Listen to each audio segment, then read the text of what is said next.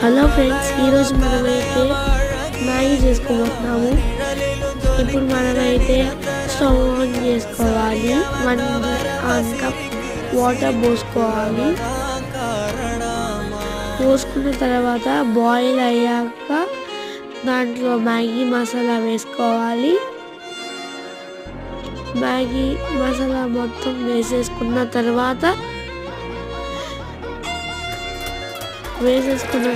Maggi వేసుకోవాలి. Maggi వేసుకొని కలరిప్పాలి. కలరించి